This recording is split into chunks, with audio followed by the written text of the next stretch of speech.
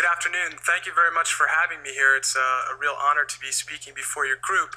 I'm delighted that you invited me here to talk about the history of Greenpeace and the power of bearing witness. A lot of people consider Greenpeace to be a bunch of radical hippies saving the whales, but many people don't know that we actually got our start on environmentalism confronting a much greater injustice, the injustice of nuclear testing by the United States government.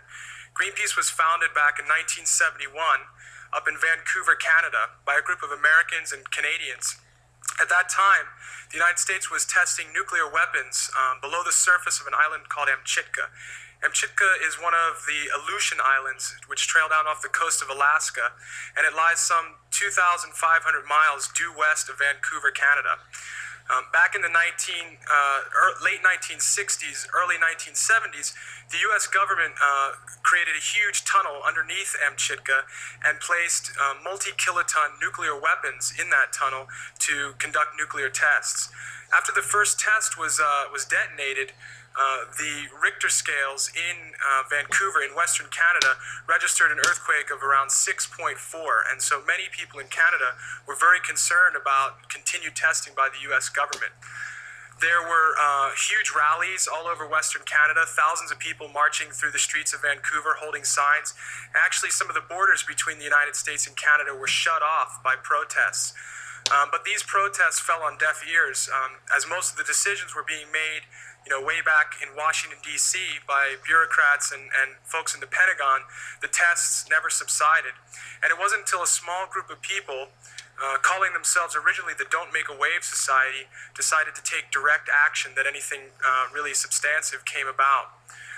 They were calling themselves the Don't Make a Wave Society because many people feared that because Amchitka lies on an earthquake fault line in the middle of the ocean, that these massive explosions underground would trigger huge earthquakes and tidal waves, and that those tidal waves would have the possibility of wiping out Vancouver.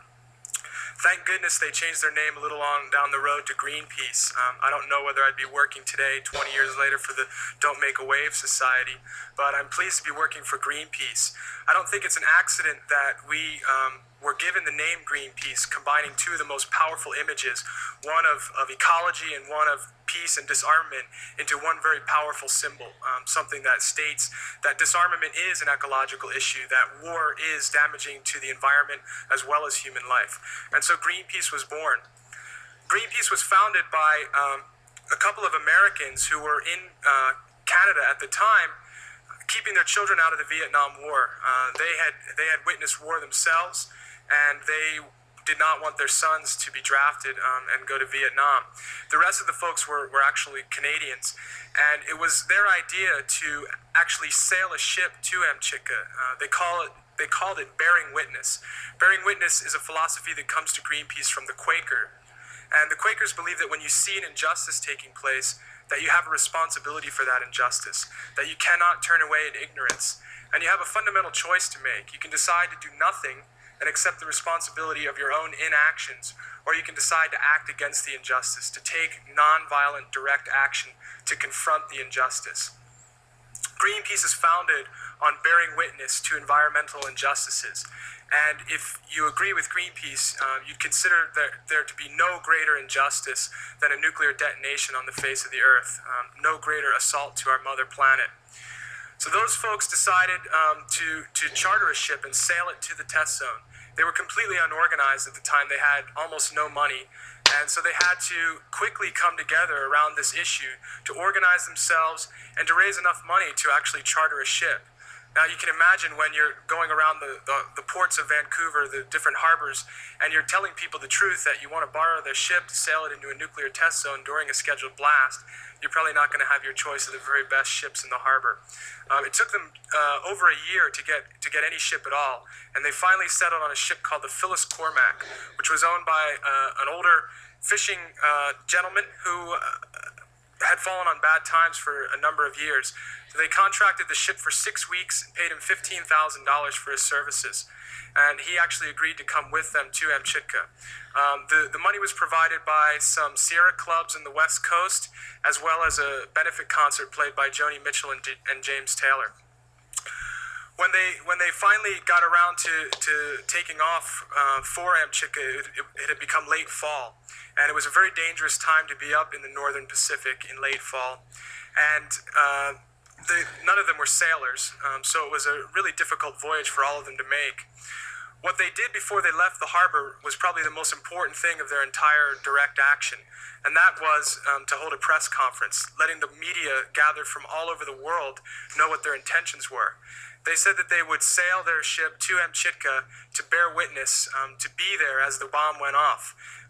They weren't sure what kind of risk they were undertaking, whether there would be radioactivity vented from the test itself, whether there would be an earthquake in rough seas, and so they were taking a huge chance. They set out on their way, and about halfway up to Amchitka, they stopped in a Kwakiutl Indian fishing village.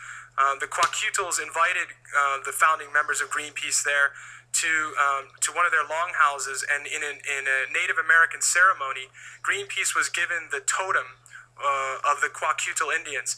The totem is two orca whales or killer whales coming together in a circle, the circle of life. And it's a totem that Greenpeace uses to this day. It exists on all of our 7 ships around the world protecting the oceans. They also told the original members of Greenpeace a story of a Cree Indian woman, a prophet named Eyes of Fire.